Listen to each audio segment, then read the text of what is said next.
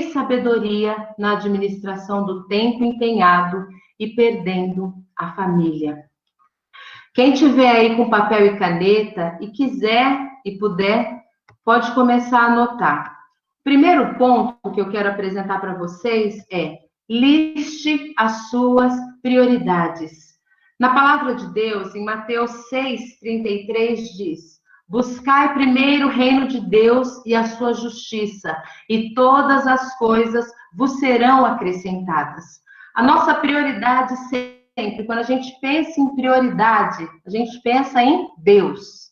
E depois de Deus, a gente pensa na nossa família, né? Então, sempre, por isso que eu sempre falo, está muito ligado à gestão de tempo e à gestão financeira. Quando eu penso na prioridade do meu tempo, assim que eu acordo, eu penso em Deus. Eu me retiro, eu vou, no meu caso aqui, eu vou para a sala, ou então eu vou para o quarto superior, faço o meu momento de devocional, faço o meu momento de silêncio, ligo um louvor, começo o meu dia, começo a pensar como que vai ser o meu dia, começo a me preparar, pedindo a Deus, pedindo a orientação, pedindo a proteção dele, e depois eu faço as outras coisas. E no meu tempo, também é a mesma coisa. Quando eu penso no meu tempo, eu faço isso. E nas minhas finanças, qual é a minha prioridade? Por isso que eu falo que está sempre muito ligado. É o meu dízimo. A primeira coisa que eu faço assim que eu recebo meu salário é devolver parte daquilo que o Senhor me deu. Quando a gente pensa em listar as prioridades, eu gosto de trabalhar com cronograma. Eu trabalho com uma lista com um cronograma pessoal desde que eu sou solteira. Quando eu fiz faculdade, eu tinha muita dificuldade em controlar o meu tempo de estudo. Eu fazia muitas matérias, principalmente no primeiro curso que eu fiz, que foi de Relações Públicas, eu tinha muita dificuldade de separar um tempo de estudo. Por exemplo, uma matéria que eu gostava muito, eu tinha mais facilidade, eu precisava estudar menos. Outra matéria que era mais complexa, eu tinha que estudar mais. E eu tinha uma semana inteira de prova, de segunda a sexta, eu tinha de 2 a 3 provas por dia. Então, eu não conseguia de jeito nenhum administrar o meu tempo. E o que me ajudou foi fazendo um cronograma, né? E depois disso, né, eu só fiz isso no período da faculdade. Depois que eu me casei, depois de um ano, o Gabriel veio morar com a gente, e aí eu decidi fazer um cronograma para o Gabriel. E aquilo, para mim, foi um aprendizado enorme. Por quê? Porque ele tinha uma vida totalmente desregrada. E quando eu comecei a perceber isso, que ele não tinha regras para tempo de computador, para tempo com Deus, para tempo em família, ele não entendia o que era isso. E aí eu vi que eu ia ter que instruí-lo em 100% com relação a isso. E aí eu fiz um cronograma, eu e o Denis, nós sentamos e montamos um cronograma para ele. Nessa época era só dele o cronograma. Então, o tempo de devocional, o tempo de leitura diária, o tempo de estudos, o tempo de videogame. No que isso reflete? Você toma as rédeas do seu tempo e você fala: eu vou fazer o que eu quiser, eu encaixo a minha rotina diária conforme eu considero que é importante. A pior coisa, eu acredito, porque para mim pelo menos, é terminar o dia com algumas pendências, que seja com uma pendência. Eu fico inconformada de falar: meu Deus, como que pode? Eu tenho 24 horas, eu poderia ter dormido menos, eu poderia ter feito um horário de almoço um pouquinho menor, eu poderia ter ficado menos tempo na internet. A gente tem um dia tão grande, tão longo, que como que pode terminar o dia com alguma pendência? Isso para mim é revoltante. E ok, foi passando o tempo, eu sempre consegui mentalizar o meu cronograma, sempre consegui administrar muito bem o meu tempo com relação a tudo, com relação à leitura, com relação a estudos, com relação aos meus afazeres. Isso está tanto dentro de mim, tão forte dentro de mim, que eu consegui levar numa boa. Porém, no início do ano passado, nós decidimos ir embora do país e do Brasil, e o ano passado foi um ano que, para mim, eu não tive o controle do meu tempo. Eu mudava de emprego, o Francisco o Denis mudava e tinha que ficar encaixando os nossos horários. Foi um ano bem difícil em todos os sentidos. E foi o que eu falei no início para vocês.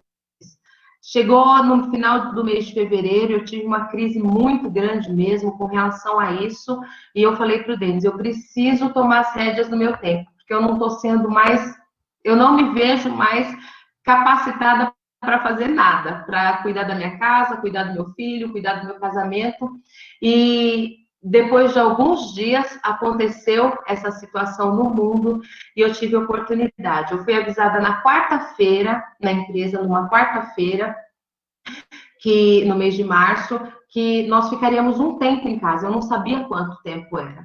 E aí eu passei os próximos dias orando e chegou no domingo daquela semana, ainda no primeiro dia daquela semana, eu me fechei e orei, eu falei, pai, eu vou tomar as rédeas do meu tempo. Talvez, a gente sempre pensa assim, né? Talvez o Senhor tenha feito, não imaginava o que era, o Senhor tenha feito isso por minha causa, para me beneficiar. Nós sanguíneos sempre pensamos assim, né? Sempre a gente acredita que é por um bem maior, e graças a Deus tem sido, né? Pela graça e misericórdia de Deus, tudo isso tem sido um aprendizado. É difícil, é uma luta, nós temos sido lixados, mas esse lixar de Deus é maravilhoso.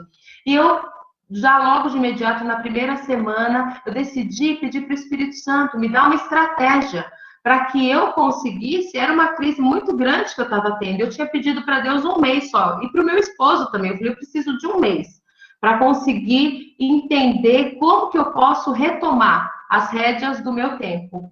E Deus me deu um mês, né, como eu falei para vocês, e 3 semanas a mais de brinde. E aí eu não sabia quanto tempo eu ficaria em casa, então logo na primeira semana eu peguei um papel e uma caneta e coloquei o meu tempo fixo. O que eu fazia que tinha que ser feito todos os dias? Tomar banho, comer, levar meu filho para a escola, que ele continua estudando por mais uns dias. Eu tenho que estudar, eu tenho que ler, eu tenho que ter as minhas atividades fixas. Eu listei a semana inteira. Na segunda eu faço isso, no outro dia eu listei o que eu fazia na terça, no outro dia e no outro dia até chegar o próximo domingo. Na segunda semana, eu comecei a inserir informações adicionais. O que mais que eu faço? Eu não faço só essas atividades fixas. Eu entro na internet, nas redes sociais, eu dou uma saída, eu vou ao supermercado. Eu tinha o hábito de ir qualquer dia no supermercado. Ah, eu vou no dia tal, aí eu vou no que tem promoção, né? Depois, na parte de finanças, eu explico melhor sobre isso, mas eu não tinha uma regra de dia certo para ir ao supermercado. Então, eu comecei a pensar nisso. Eu falei, bom, eu já sei os dias que tem a promoção, os dias que são bons ou não. Aqui, na realidade, é um pouco diferente com relação ao Brasil, né? No Brasil tem os dias certos, né? Quarta é o dia da carne, tal dia é o dia da verdura. Então, vamos falar com base no que é para vocês. Aqui já é mais flexível, às vezes é uma semana inteira, então tem a possibilidade de eu fechar uma data. Então, o Denis tem folga de quarta, então a partir de hoje, os dias que eu vou ao supermercado é dia tal, é a quarta-feira. Aí comecei a estipular, comecei a inserir no que era o meu tempo fixo, algumas coisas que eu achava que eu fazia também e que eu ainda achava que era importante. Preenchi lá. Na terceira semana eu decidi lançar aquela planilha. Eu achei que estava completa, lancei, mas ainda deixei espaços, né, para que eu pudesse corrigir. E também eu achei que seria interessante eu colorir aquela planilha. Então, como que eu faço? Tudo que eu faço sozinha, eu deixo em branco. Tudo que eu faço só eu e o Francisco, eu deixo na cor rosa. Tudo que eu faço, tudo que o Denis faz com o Francisco, eu deixo no azul. E tudo que nós três fazemos em família, eu deixo no lilás. Por que eu faço isso? É um cronograma mesmo familiar, uma planilha. Por que eu faço isso? Para que eu bata o olho, tá lá, azul, 9 horas da manhã, azul. Então, é o Denis com o Francisco. Aí vai ter uma frase embaixo que vai estar em branco, que é o meu tempo sozinha. Ah, tá. Então, o Denis está no tempo dele com o Francisco. Então, agora é o meu tempo de preparar a refeição. Alguma coisa vai estar encaixada quando eu não estou inclusa no momento família. Da mesma forma, o contrário deles. Quando está só eu e o Francisco, tem uma linha lá do que o Denis vai fazer. Então, o Denis está estudando inglês. alguma coisa eu insiro nessa planilha, nesse cronograma familiar, né? Agora, por que eu adotei um cronograma familiar? Porque o Francisco é pequeno, né? Quem tem filho grande, é mais fácil você fazer só o seu cronograma e encaixar algumas coisas com os seus filhos, o que você considera como importante, como a devocional, talvez, o culto doméstico, o culto que você vai fazer semanal com a sua família, as refeições, né? São muito importantes, quem tem tempo de fazer em família, mas dá para você fazer pessoal. No meu caso, tem que ser familiar, porque meu filho... Na quarta semana, ainda eu corrigi muita coisa, mas na quarta semana eu peguei e imprimi aquela planilha. E comecei a trabalhar em cima dela para que eu mentalizasse e começasse a agir de forma natural, conforme aquilo que eu acreditei que era o melhor para minha casa. Quando eu penso em tempo com Deus, o que eu penso com relação às minhas finanças? Eu entrego 10% do meu dízimo. E quando eu penso no tempo mesmo, como que eu faço? Como que vocês fazem? Qual é o dízimo? Eu divido as horas e, pelos meus cálculos, não sei se a Isabela está aí para me ajudar, são 2 horas e 24 minutos do meu dia. Aí parece para a gente, meu Deus, 2 horas e 24, como que eu vou levar tanto tempo com Deus?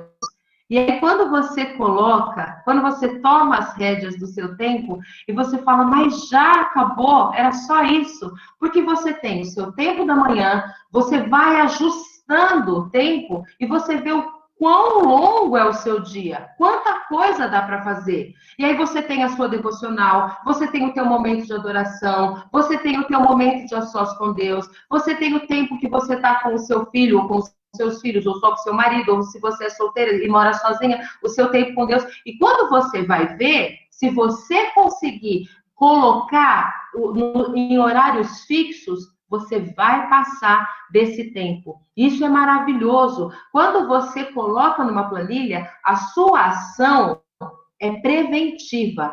Quando você tem que ficar o dia inteiro fazendo as coisas que você acredita que é o melhor, sem estar listado, sem um controle, você passa o dia inteiro apagando incêndio. Serão ações corretivas. E é horrível isso. Quando a gente fala de tempo e de prioridade, na nossa mente tem que vir Deus e a nossa família. Por quê? O nosso primeiro ministério é a nossa casa. Nós sabemos e estudamos isso há anos. Nós sabemos que o nosso primeiro ministério é a nossa casa. Nós sabemos que a nossa prioridade, o nosso principal discípulo é o nosso filho. Eles são as flechas. São eles que nós lançaremos e que darão continuidade no nosso ministério, no nosso chamado. Então, quando a gente fala de administração de tempo, está 100% ligado à nossa missão aqui nesta terra, né? Quantos casos nós temos acompanhado de famílias, de pessoas tão envolvidas, né, com o ministério, cantores, pregadores, intercessores, que estão perdendo os seus filhos, suas filhas, para o diabo. E eu não estou aqui, meninas, para julgar, muito pelo contrário, porque o acusador é Satanás. Eu estou aqui, meninas, para te alertar e para me alertar de que nós só perdemos os nossos filhos para o diabo se nós perdermos o tempo de inculcar neles o que é certo e no tempo certo. Os nossos principais discípulos são os nossos filhos. Não adianta nada eu ganhar o mundo inteiro e quando eu for me apresentar para o Senhor Jesus, ele vai falar ok. E o Francisco? Aí eu falo, mas Senhor, eu viajei o mundo inteiro, eu fui do Japão a Europa, eu rodei a América, eu fui na Oceania. Ele falou, ok. E o Francisco? Você conseguiu 5 aqui, você conseguiu 10 lá, você alcançou? Ok. Se você lançasse o Francisco, ele alcançaria multidões. Eu só deixei o Francisco para você.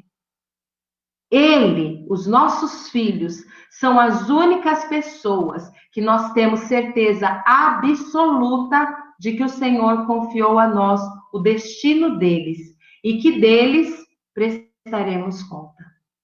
Eles são a nossa flecha. Como você tem administrado o seu tempo? Você tem pensado em você ou você tem pensado na sua casa? Como você planeja a sua semana, o seu mês, o seu ano? Tem um ditado jamaicano que fala o seguinte: quando você é pequeno, o tempo é grande. E quando você é grande, o tempo é pequeno. Se você não tomar as rédeas do seu tempo, ele vai passar a te controlar.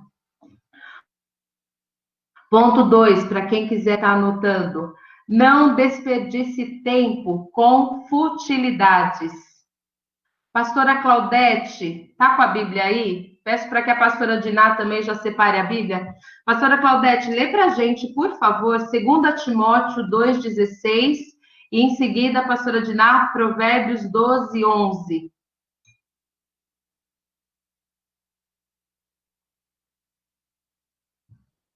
Pastora Claudete, 2 Timóteo 2,16 e a pastora Diná, Provérbios 12:11, por favor. Ponto 2, não desperdice tempo com futilidade. Pastora Juliana, 2 Timóteo 2,16. Isso. Tá bom.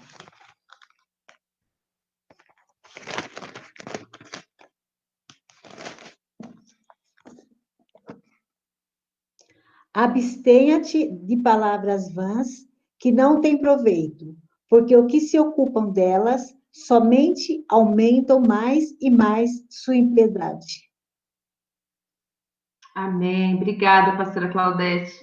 Pastora Diná, Provérbios 12:11, por favor. Provérbios 12:11. O que lavra a sua terra se fartará de pão, mas o que segue os ociosos está falto de juízo. Amém. Muito obrigada. Na minha versão diz, o que corre atrás de coisas vãs é falta de senso, como disse a pastora Diná, é falta de juízo. O que determina o teu sucesso ou o teu fracasso é a forma em que você gerencia o seu tempo. Você controla o tempo ou o tempo controla você. Evite distrações. Liste tudo aquilo que toma muito o seu tempo e o que você sabe que não é de extrema necessidade. Às vezes você pode falar, na verdade, a maioria das pessoas, quando eu converso sobre tempo, fala, olha, Ju, minha maior dificuldade são as redes sociais. Ou então o WhatsApp. Muitas pessoas, quando ouvem o apito da mensagem, do WhatsApp, do Telegram, agora, do Instagram, enfim, o que você tiver habilitado no seu celular, não consegue, se trai e já quer ver a mensagem que chegou. Esse é o maior traiçoeiro, é o que mais derruba a nossa paz interior dentro da nossa casa, são as redes sociais. O que mais atrapalha o nosso relacionamento familiar, porque hoje as pessoas ficam com o celular na mão o tempo todo e apita.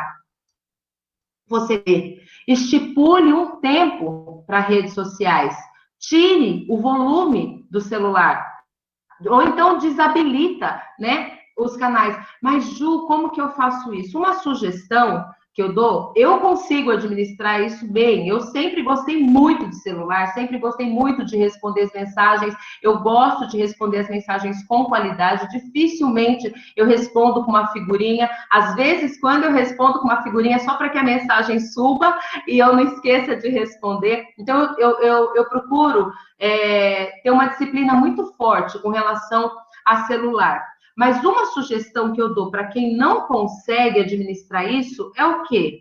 Conversa com seus amigos que você tem mais contato, com os seus familiares, e fala assim, olha, a partir do dia tal, se programa, não faz isso para amanhã, se programa, a partir do dia 20 desse mês, eu vou começar a acessar as redes sociais só após as 18 horas.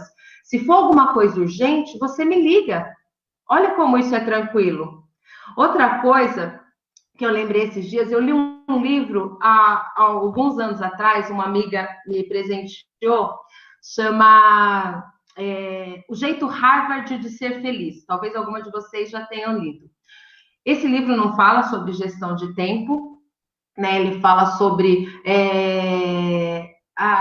basicamente, ele fala sobre que a felicidade vem antes do sucesso, né? Ele explica, num curso de psicologia da Universidade de Harvard, como que as pessoas, como ele identificou que o sucesso das pessoas vinham com as pessoas que tinham mais paz, as pessoas que tinham um melhor relacionamento com os amigos, enfim. O livro fala sobre isso. Porém, uma das coisas que eu gostei muito daquele livro, e eu nunca mais esqueci, é a sugestão da regra dos 20 segundos. Eu achei muito legal isso. O que é a regra dos 20 segundos? Essa regra se aplica tanto para coisas boas, quanto para coisas ruins. Quando uma pessoa tem o hábito de chegar em casa, por exemplo, e ligar a televisão, pega o controle da TV e liga a TV. É automático. Aí você, de repente, vê alguma coisa que chamou a atenção, aí você pega e acaba sentando, ficando ali na sala, aí assistindo, você não cumprimentou seu esposo, você não abraçou seus filhos, você passou o dia inteiro fora, e naquele momento que você tem que ter o maior cuidado, a maior intensidade do relacionamento familiar, você jogou para o alto, né? Por causa de uma televisão que você ligou. E aí, o que você faz? Como que você aplica a regra dos 20 segundos para essa situação negativa? Tira as pilhas do controle da televisão. Dificulta a tua ação, o teu hábito negativo de ligar a televisão. Então, quando você tira as pilhas e guarda separado do controle, você lembra que quando você pega o controle, você vai ter que ter um trabalho de ir lá na gavetinha, pegar as pilhas novamente, inserir. Aí, primeiro, que você vai ter o trabalho para fazer isso. E segundo, que isso vai te lembrar que é um hábito ruim. Se você fez isso, foi para que você mudasse esse hábito. Joia. E quando você aplica a regra dos 20 segundos para um hábito bom? Por exemplo, você quer criar o hábito de caminhar. É algo bom para você, para a sua saúde. E aí, você acorda, todos os dias fica naquela crise. Geralmente, é o que acontece. Você fala, ai, vou, não vou, vou, não vou, vou, não vou. Ai, o tempo tá bom, o tempo tá ruim, enfim. E aí você fica pensando, onde eu guardei minha calça, onde está meu tênis, será que tá fácil de achar? E quando você vê, você já está dormindo de novo e deixa para o dia seguinte. Quando você aplica a regra dos 20 segundos, é bem legal, porque aí o que você faz? Você deixa toda a sua roupa da sua caminhada, você deixa sua bermuda, sua camiseta, seu tênis, sua meia, você deixa tudo separadinho do lado da sua cama. Quando você acorda, quando você vai querer começar a questionar, tá tudo tão fácil que em 20 segundos você se arruma. Não, você dá um pulo da cama, levanta, escova o dente, não, eu vou caminhar, tá tudo tão fácil. Então é muito legal. Crie regras. Crie hábitos. Nós tivemos uma dinâmica, uma roda de conversa muito boa, foi excelente, com 3 pastoras e 3 psicólogas, né? Que puderam nos trazer luz e esclarecimento para tantas coisas, criar regras, criar hábitos. Não é isso que nós fazemos com os nossos filhos? Quando eles nascem, a gente fala tanto sobre isso, né? Mas aí a gente vai crescendo, vai ficando adulto, nós nos tornamos as mães, os pais, e nos esquecemos que somente com o hábito é que nós conseguimos tomar as rédeas da nossa casa, das situações e praticar com excelência. Amém? Ponto 3, delegue. Muitas pessoas têm dificuldades de delegar. E não é por motivo negativo, não. Geralmente, as pessoas têm dificuldade de delegar porque elas acham que vão pensar que ela é folgada, ou vão pensar que é porque ela não quer fazer, está fazendo corpo mole. Mas não, gente. Quando você delega, olha, na nossa casa, sempre existiu hierarquia, né? Primeira coisa. Sempre existiu hierarquia. Andréia mandava na Cris, em todas nós. Andréia mandava na casa inteira, menos no pai e na mãe. A Cris mandava na Júlia, na Raquel e Samuel. Eu mandava na Raquel, eu quero dizer assim, na ausência dos pais, eu tinha, e das duas mais velhas, eu tinha autoridade para cuidar da Raquel e do Samuel. Raquel do Samuel e o Samuel do Lobinho, que era o nosso cachorrinho. Ou de algum bichinho de pelúcia que tivesse na época. A hierarquia é importante ser ensinado dentro de casa, mesmo que você tenha apenas 2 filhos. Por quê? Ou então se é só você e seu marido. O marido é o sacerdote e a esposa é a ajudadora idônea. Nós temos que entender isso com clareza. Nós somos um só e cada um atua numa função. Foi assim que o Senhor Jesus nos fez, foi assim que Deus nos criou. E quando, na nossa casa, quando nós éramos pequenos, cada um tinha uma função também. E aí, a mãe ensinava a gente e a gente queria fazer aquilo e não era imposto. O que você gosta de fazer? Né? Eu, por exemplo, gostava de lavar banheiro. Para mim, eu era assim, eu me sentia o máximo porque todo mundo elogiava o banheiro que eu lavava. Minha mãe sempre falava, filha, você lava o banheiro melhor do que eu. Eu achava aquilo o máximo.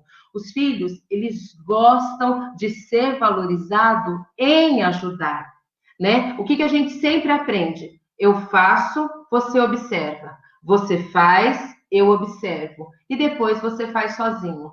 E às vezes a gente quer fazer com que essa rotina, né, de eu faço e você observa, seja algo muito rápido. Você faz, eu observo, depois você faz sozinho. Você espera que a pessoa faça com excelência, principalmente em se tratando de filhos.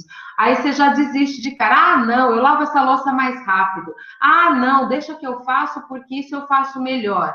Não, um bom líder, uma boa mãe, é aquela que sabe delegar com eficiência. O que é delegar com eficiência? Ter paciência.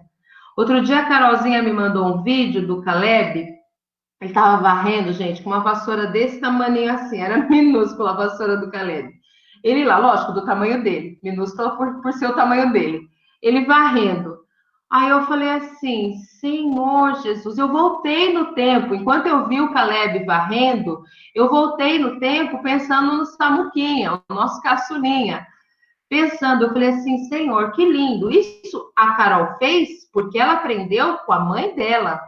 E aí eu comecei a lembrar do Samuel, de coisas, mesmo sendo o único homem, caçula de 4 mulheres, ele foi ensinado do mesmo jeito. Ele foi ensinado a ser independente. Eu lembro que a gente brincava com o Sam, assim que ele começou a trabalhar, ele começou a trabalhar muito novinho, que ele passava a camisa melhor do que nós mulheres. Ele sempre passou. Ele desenvolveu, gente, um passe fácil, né? Tem aqueles de marcas excelentes, né, no Brasil, mas ele não, ele queria um passe fácil que ele misturava, eu acho, tá, gente? Eu acho que era água, álcool, amaciante de roupa e cola. Era alguma coisa assim que ele misturava e a camisa dele saía engomadinha. Era uma coisa assim linda de ver.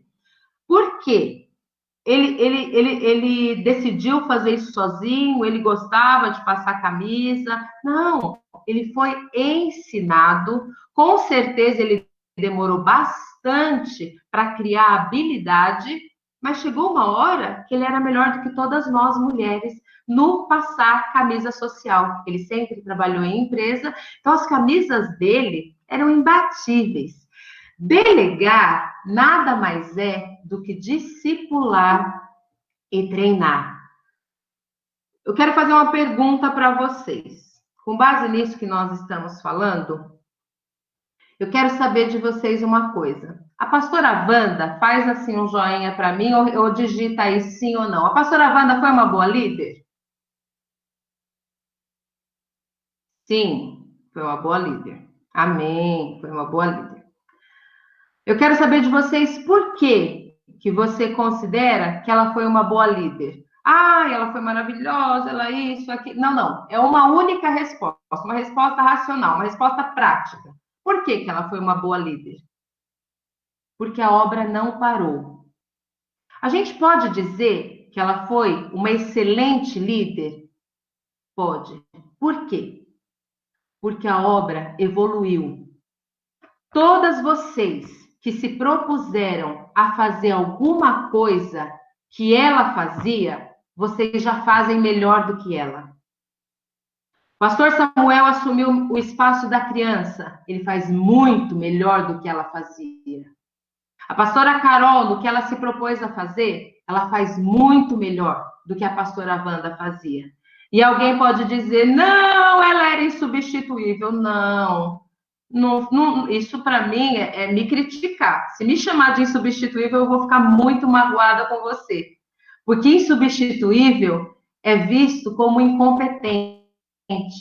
Aquela pessoa egoísta, que segura informação, que não quer compartilhar, que não tem nada para ensinar, que é tão inseguro que não pode compartilhar e ensinar. Aquele que ensina e treina e te faz ser melhor do que ele, esse é um excelente líder. Aquele que se sobrecarrega, depois de um tempo, fará com relaxo, ou se precisar se ausentar por algum motivo, qualquer motivo que seja, perderá todo o trabalho realizado. Quando você delega, pode ter dois motivos. Primeiro motivo. Primeiro, por reconhecer que outras pessoas são melhores que você em certas atividades. Ninguém é excelente, é o melhor em tudo que faz. Não tem como, o Senhor Jesus foi, ninguém mais. Eu sou excelente numa área, você é excelente em outra. Eu pedi para que as amigas, até para que fosse uma surpresa para vocês, todas vocês têm muitas habilidades que eu também poderia ter pedido para fazer vídeo, mas para que fosse uma surpresa, eu pedi para que as minhas amigas aqui de Gu fizessem um vídeo para vocês. Por quê? Porque eu realmente acho que cada uma delas que falaram são excelentes no que elas fazem. Né? A gente está aqui agora falando de família, de filhos, no caso a Ju, que falou sobre filhos. Eu fico assim, babando com a criação que ela dá para os filhos dela. Você chega, os filhos estão orando, estão cantando, estão louvando, em qualquer momento que para, eles estão em comunhão, eles querem aprender instrumento para tocar louvor, é uma coisa linda de se ver. É um exemplo, ela é excelente. Eu quero ser como a Ju, como tantas outras de vocês. Eu vejo a Aninha, eu vejo a Priscila, eu vejo a pastora Carol, como vocês cuidam dos filhos e instruem. Então, eu quero ser igual. Né? Eu tenho o Francisco aqui com 4 anos e eu tô assim, patinando. Eu falo, pai, me ajuda. Né? Esses dias eu liguei para a Ana Terina e falei para ela, Aninha, me ajuda, Aninha. Quando ela me contou que o Matias foi batizado no Espírito Santo, eu falei, como que faz, Aninha? Me ajuda. E tantas outras, cada um é melhor em uma coisa. E a gente tem que entender que é assim. O Senhor nos criou assim, nos dotou de dons. É assim que funciona. Cada um é melhor em uma coisa. Outro motivo que é importante você delegar. Por quê? Porque é uma oportunidade de você investir e treinar o seu discípulo. Você só consegue treinar alguém se você confia o que você faz para que ele faça. A gente tem muita facilidade de dizer que os nossos filhos são flecha, né? Que os nossos filhos vão além do que nós chegamos.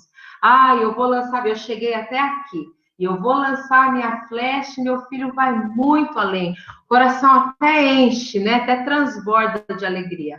Você tem essa mesma alegria quando se trata dos seus alunos, dos seus discípulos, de pessoas em que você treina? Você confia passar todo o seu conhecimento, entregar tudo aquilo que o Senhor Jesus te deu, para que você treinasse essas pessoas e você creia, como disse o nosso apóstolo essa semana, enfatizou nas gotas de sabedoria, a fé é a certeza, você tem certeza.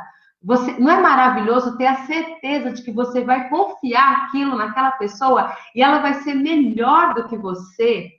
É maravilhoso, você chegou até aqui, mas saber que você vai treinar uma pessoa e ela não vai ser só boa, ela não vai só fazer com excelência, ela vai ser melhor do que você. Seus discípulos são seus filhos, eles são flechas e eles devem ser tratados com excelência. Você tem que ter a certeza de que aquela pessoa, em algum momento, vai ser melhor do que você. Por isso, a importância de ter isso no seu coração, de que delegar é muito mais importante do que simplesmente falar e ensinar. Quando você ensina com excelência, se torna óbvio seu discípulo fazer melhor do que você. Vamos ver isso na palavra de Deus? Nosso apóstolo está aí ainda? Pai, você está aí? Pode ler Êxodo 18 para a gente? O pai está no Google Meet ou está no YouTube, Cá? Ele tá no Meet. Então eu vou pedir que o apóstolo lê com ênfase, né? Ele conta a história. Vamos falar um pouquinho de Moisés e Jetro para a gente ver a importância de delegar. Vamos ler, pai? Você lê para a gente, por favor, Êxodo 18, de 13 a 24? Por favor. E aconteceu que, ao outro dia, Moisés assentou-se para julgar o povo, e o povo estava em pé diante de Moisés desde a manhã até a tarde. Vendo, pois, o sogro de Moisés tudo o que ele fazia ao povo, disse: que é isso que tu fazes ao povo? Por que te assentas só, e todo o povo está em pé diante de ti, desde a manhã até a tarde? Então disse Moisés a seu sogro: é porque este povo vem a mim para consultar a Deus. Quando tem algum negócio, vem a mim, para que eu julgue entre um e outro, e lhe declare os estatutos de Deus e as suas leis. O sogro de Moisés, porém, lhes disse: não é bom o que fazes. Totalmente desfalecerás, assim tu como este povo que está contigo, porque esse negócio é muito difícil para ti, tu só não o podes fazer.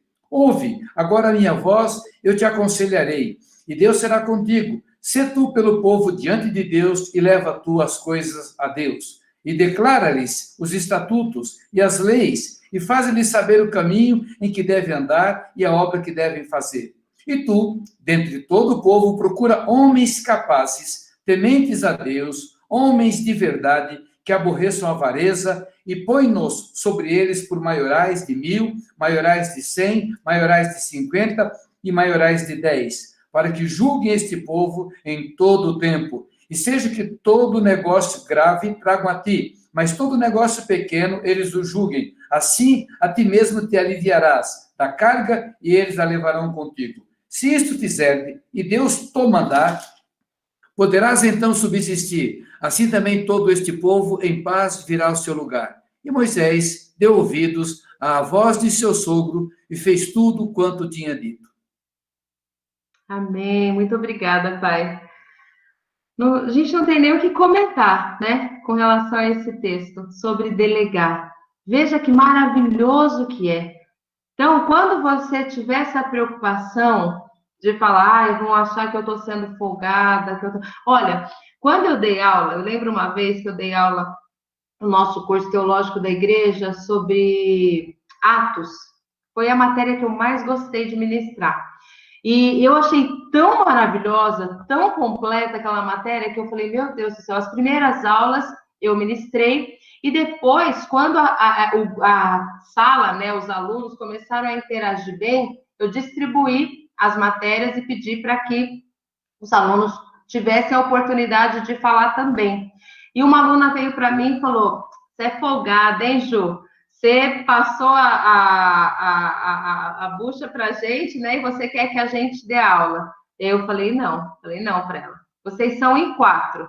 Vocês têm 4 vezes mais de tempo para estudar uma lição. Eu sou só uma. Eu tenho que estudar 4 vezes mais para que, se vocês tiverem dúvida ou se faltar alguma coisa, eu tenho que completar. Ou então tirar a dúvida de vocês. Então, quando você delega, não é porque você está sendo folgada, ou então porque você está querendo repassar a sua função. Não, é porque você confia na sua missão. Imagina o Senhor Jesus deixando 12 discípulos e confiando a eles. Ele tinha que ir embora. Acabou o tempo dele aqui na Terra e ele tinha que partir. E na reta final, a maioria dormiu, não conseguiu ficar com ele, vigiar, né? Fazer vigília naquela noite. Pedro negou, Judas traiu. Imagina o desespero desespero do Senhor Jesus. Se ele fosse homem, tivesse pecado como nós, ele falaria, Senhor, Deus Pai, não, por favor, eu preciso ficar mais um tempo, porque parece que quando estava ficando bom, eu vi que o pessoal não está muito preparado. Não, ele confiou. Ele treinou e confiou na capacidade dele. E falou, não, eles serão excelentes e eles irão por todo o mundo e farão discípulos. Ele confiou. Nós temos que confiar nos nossos filhos, desde a limpeza da nossa casa. Você não sabe para o que você está treinando seu filho. Às vezes pode falar, eu acho que é desnecessário, Ju. Por que é desnecessário? Será que seu filho não vai ser missionário lá na África e não vai precisar treinar? Será que seu filho não vai ser um grande empresário em algum lugar muito distante em que ele vai ser o discipulador? Independente de como ele vai atuar, você tem que ensinar tudo, desde o zero, porque quem vai comissionar é o Senhor Jesus, mas o responsável por discipular somos nós, as mães. Aprenda a dizer não. Eu sempre gosto de incluir isso, aprenda a dizer não, porque Salomão diz muito sabiamente em Eclesiastes 9:10, tudo que fizer, tudo que te vier à mão para fazer, faze-o conforme as suas forças. Não adianta nada você querer abraçar o mundo e não conseguir fazer com excelência. Assume aquilo que você vai conseguir fazer com excelência. Primeiro, que não vai prejudicar o teu tempo com a família, que não vai prejudicar o teu tempo com a igreja, que não vai prejudicar a tua comunhão com Deus, com os seus filhos. Tudo que te vier à mão para fazer, faz-o conforme as tuas forças. Nada que seja sacrificial, nada que você tenha que sacrificar os seus, você pode assumir. Então, aprenda a dizer não. Ponto 4, anotem aí. Tome as rédeas das suas finanças. Eu pedi para que vocês assistissem a live do irmão Lucimar, que foi muito completa, né? Vocês, acho que a maioria de vocês já teve aula comigo, né, de gestão financeira, e eu achei muito legal, porque ele falou, inclusive, de situações que nós mulheres passamos em casa, né? De compras, e às vezes você pode falar assim, Ju, mas eu não tenho a menor noção de dinheiro, de números, de cálculo. Não, se o Senhor Jesus nos deixou como ajudadoras idôneas, nós temos que ter noção de economia. Isso todas nós temos que ter. Isso não é questão de estudo, de se capacitar, de fazer faculdade. Isso é um dom. Nós fomos dotadas disso. Quem perde as rédeas com gasto é simples. É orar, é pedir libertação, porque isso é muito sério mesmo. A gestão financeira destrói famílias, destrói casamento. A gente sabe disso. Eclesiastes 9:11 diz: tempo e oportunidade acontece para todos. Se nós tivermos sabedoria de controlar as nossas finanças de forma casada com o nosso tempo, a nossa felicidade e a harmonia do nosso lar é 100% garantida. Eu lembro quando num dos grupos que eu ministrei essa matéria, algumas pessoas, tive todo tipo de aluno, alguns falavam, Ju, eu tenho cartão ilimitado, eu não tenho como controlar as minhas finanças. Eu já ouvi também, eu só lanço na minha planilha, essa planilha que eu mandei para vocês, os meus custos fixos, né? Para mim é o suficiente. Como eu também cheguei a ouvir de pessoas empresários, pessoas que já tinham uma empresa, me dizer, Ju, depois que eu passei a utilizar a sua planilha, a seguir as orientações com relação à gestão financeira, eu nunca mais virei no vermelho, eu nunca mais tive problemas financeiros. Eu já tive, nesses 10 anos de casado, eu já tive vários problemas com desemprego, eu já tive vários problemas com ganhar um salário abaixo, do que eu podia, do que eu já estava acostumada a receber. Mas isso eu falo uma coisa para vocês, diante de Deus que está no céu, em 10 anos de casada, eu nunca virei no vermelho, nunca, nunca, em 10 anos, eu faço daqui 2 semanas, eu completo 10 anos de casada. Por quê? A gente não costuma dizer que as pessoas, quanto mais tem, mais gasta? O contrário é igual. Quanto menos tem, menos se gasta. Em alguma coisa você vai ter que reajustar. Tá ganhando menos? Você mora de aluguel? Então, muda para uma casa mais simples, mais em conta. Se você tem custos com a escola dos seus filhos, vai para uma escola estadual. Você gosta de comprar os melhores itens de supermercado de melhor qualidade? Diminui a qualidade. Um ou outro item não vai fazer diferença, mas nas suas finanças vai fazer grande diferença. Para quem acha que é suficiente só lançar os custos fixos, imagina só, você ganha 5 mil reais, seus custos fixos são 3 mil reais. Ah, me sobra 2. Nossa, eu tô tranquilo, só me sobra 2. O que você faz com esses 2? E se ele só que acaba, né? Só que se literalmente te sobrasse e você guardasse, multiplica por 12. No final do ano, o que você faria? Você trocaria o seu carro, você trocaria os móveis da sala, você faria uma viagem super legal. Imagine quando você começa a lançar. Eu lanço tudo. O Denis tem essa planilha que a gente usa, que eu mandei para vocês, desde 2007. Né? Então, eu casei em 2010, a gente sempre utilizou essa planilha para administrar as nossas finanças. Então, eu lanço tudo. Desde uma linha que eu compro até um carro. Tudo, tudo, tudo. A gente tem prazer em fazer isso. Por quê? Isso é um hábito. A partir do momento que eu crio o hábito, aquilo se torna gostoso. Porque eu falo assim, nossa, que maravilha! Eu estou conseguindo administrar, não está me faltando. Por quê? Porque eu planejo o meu ano, eu sei o que eu vou gastar até dezembro. Todos os anos nós fazemos isso. Dá o mês de janeiro, a gente lança o ano inteiro. Ah, Ju, mas quando você muda de emprego? Eu mudo de emprego, eu ganho um pouco mais, ou então eu ganho um pouco menos, e aí eu vou reajustando. Tudo eu encaixo, meus diversos. Remédio, eu vou gastar X de remédio, só que eu coloco os diversos. Por quê? Eu coloco X a mais nos diversos. Por que eu faço isso? Porque pode acontecer um imprevisto. Ah, na parte de refeição, aí eu coloco X a mais. Por quê? Porque eu vou receber amigos em casa, porque eu quero comprar alguma coisa diferente, especial. Então, sempre a gente tem o hábito de colocar o valor que se gasta com folga e mais os diversos. Não tem como fazer isso. O nosso orçamento está justo. Então, alguma coisa está errada.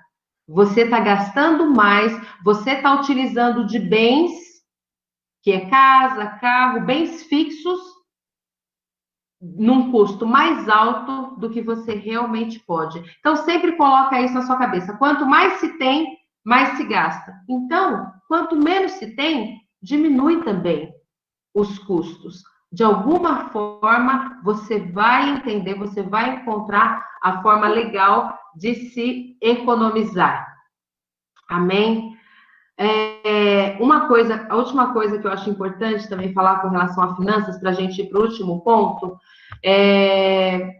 como que você pode fazer para que você identifique se você está gastando muito ou não, principalmente nós mulheres. O que geralmente acontece? Você compra roupas, né? Aí você compra. Eu amo utensílios de cozinha, então eu vou lá, compro os utensílios de cozinha, eu vou comprando as coisas. Como que você faz para saber se você gastou exageradamente ou não? Você vai no seu guarda-roupa e começa a separar as roupas que você usa. Não, isso aqui eu uso. Não, essa roupa aqui eu usei uma vez, mas se tiver outro casamento eu vou usar. Ok. Ah, essa roupa aqui eu usei numa festa? Não, mas eu vou usar de novo. E vai passando por um lado. E as que você, às vezes, nunca usou, tá até com etiqueta, ou que você já tem mais de 3 meses que você não usa e... Será que você usaria? Não sei. Vai jogando para o outro lado. E aí você vai encontrar um monte de roupa que tá lá parada no seu guarda-roupa, mas que você não usou e talvez nem venha a usar.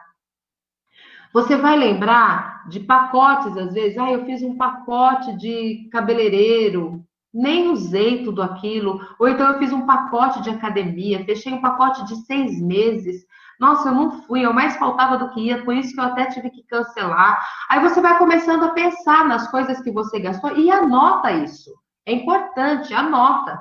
Você, só você, não divulga não, por favor, senão vai dar briga em casa. Só você, anota. E aí faz o cálculo, chuta mais ou menos quanto é o valor de cada uma das coisas. E aí pensa, poxa, eu teria comprado um carro. Em um ano, tudo que eu gastei, talvez eu teria comprado um carro. Talvez eu teria feito uma viagem surpresa com a família. Enfim, inúmeras coisas. A gente não tem que ser miserável. Eu não estou ensinando a ser miserável, a ser avarento. Muito pelo contrário, misericórdia. Eu tenho as coisas que eu gosto. Eu posso usar uma blusinha de 1 libra, mas eu faço questão de usar um perfume bom. Eu gosto. Eu vou trabalhar de perfume bom. Eu gosto. Isso é uma coisa que eu gosto. Cada um tem uma coisa que gosta. Tem gente que faz questão de tomar um café numa padaria, gente. Que saudade de padaria. Tomar um café gostoso numa padaria todas as manhãs. Tem gente que abre mão de um relógio bom, de alguma coisa boa, para tomar um café na padaria. Isso tem que ser algo que você identifica que é bom para você. E a Rebeca dizendo que café tem que ser bom, é verdade. Tem que ser algo que é bom para você e que você se encaixa. Na minha realidade, eu abro mão de algumas coisas. Às vezes você vai falar, eu gasto mesmo, eu vou, segunda eu vou no, exemplo, segunda eu vou no Mac, terça eu vou no cachorro-quente, quarta eu vou em tal lugar. Se você juntasse toda essa picadeira que você gasta, quando você lança, você fala, Senhor, eu estou gastando tudo isso, e eu estou aqui, 3 meses, babando de vontade de ir lá no, deixa eu pensar, nos restaurantes do Brasil, no Almanara, no Kilimanjaro, que delícia, que saudade. Aí você fala, olha, em uma semana eu pagaria um super almoço num super restaurante e fico comendo essas porcariadas. Você entende o que é administrar? Não é para que você seja miserável e não faça nada, não é para que você não compre as coisas, é para que você enxergue como você está gastando, e às vezes você vai enxergar que você está gastando super bem seu dinheiro. Ótimo, excelente se for isso. Mas, em muitos casos, você está jogando o seu dinheiro e você nem sabe. Quando você lança, você fala, Senhor, eu gastei tudo isso, principalmente nesse tempo. Principalmente nesse tempo. Quantas famílias estão aí sem ter como pagar um aluguel, sem ter como comprar um alimento, e a gente sem saber quanto a gente está gastando com futilidade. É muito sério isso. Ponto 5. Cultive a pontualidade. Por que eu quis colocar esse ponto? Tem um autor desconhecido de um provérbio que diz, o tempo voa, mas a boa notícia é que você é o piloto. Romanos 12:11 diz, sejam zelosos e pontuais. Teve uma live aí do pai, que o pai estava falando sobre tempo, sobre atraso, e aí uma irmã, uma de vocês que está aí, escreveu assim, quem chega atrasado rouba o tempo do irmão. É isso aí, é roubo. Da mesma forma que está relacionado a dinheiro, quando você faz com que alguém perca dinheiro, quando você chega atrasado, quando você não cultiva a pontualidade, quando você não se compromete, porque você está se propondo a administrar bem o seu tempo. Então, quando você faz isso, chega atrasado no culto, chega atrasado no médico, chega atrasado em algum compromisso, que seja numa visita que você se propôs a fazer para um amigo, você está roubando o tempo daquela pessoa. Chegar atrasado mostra que você não dá importância no compromisso. Isso serve para todos os compromissos, desde a empresa até o compromisso com o seu filho. Um passeio que você se propôs a fazer. E isso é muito negativo. Isso está relacionado ao nosso caráter. E isso precisa ser transformado. Priorize sempre a sua família. Com relação aos nossos filhos, eu quero ler um pensamento para vocês que diz assim, um pássaro pode até pousar na sua cabeça, mas ele só fará ninho se você permitir. Ninguém conhece mais uma pessoa do que a sua própria mãe, a não ser que não tenham tempo de relacionamento. Nós, mulheres, fomos dotadas do dom da percepção. Para saber se existe algo errado ou não com os nossos filhos, basta relacionamento. Para isso, o Senhor nos deu o Espírito Santo e nos deu tempo.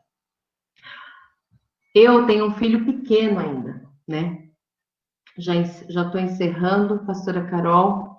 Eu tenho um filho pequeno e para mim ainda é fácil falar, né? Apesar de eu saber o quão difícil está sendo e vai ser, né? Francisco ainda vai ser adolescente, vai ser jovem, né? E eu sei o quanto isso é difícil. Mas eu ainda estou nas ações preventivas.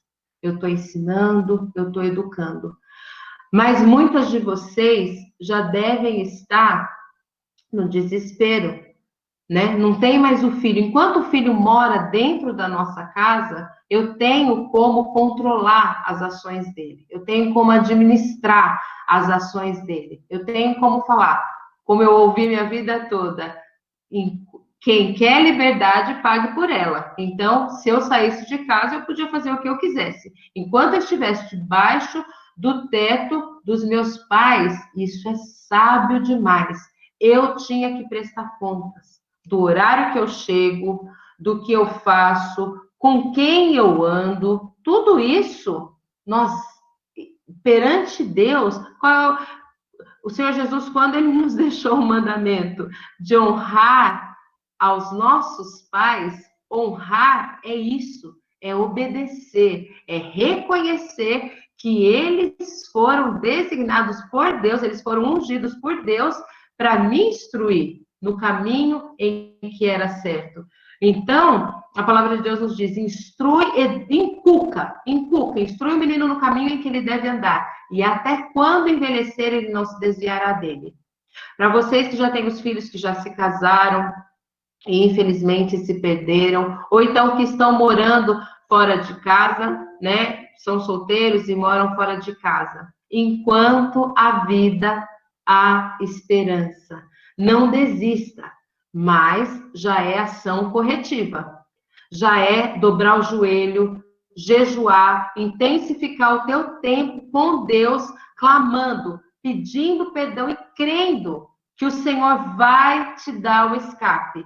Só que você não pode desistir. Ai, porque ele tem um temperamento assim. Ai, porque o pai dele liberou assim. Ai, porque no trabalho. Ai, porque os amigos. Vários casos eu tenho, até inclusive de amigas, em que as mães falavam, ai, o senhor sabe de todas as coisas, né? Eu deixava mesmo ir para boate, eu deixava conhecer o mundo. Então, não, tá errado, tá errado. Instrui o menino no caminho em que ele deve andar. O caminho é este, o certo é este, é por aqui que você deve ir. Então, nós que ainda temos os nossos filhos em casa, é assim que tem que ser, até que saia da nossa proteção, do nosso teto, seja morando sozinho ou se casando.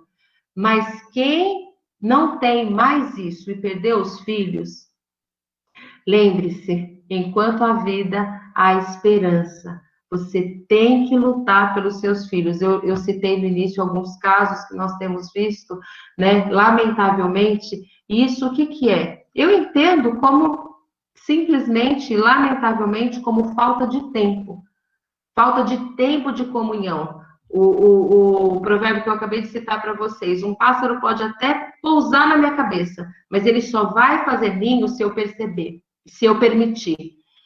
Para eu perceber a diferença de postura de um filho, é muito rápida.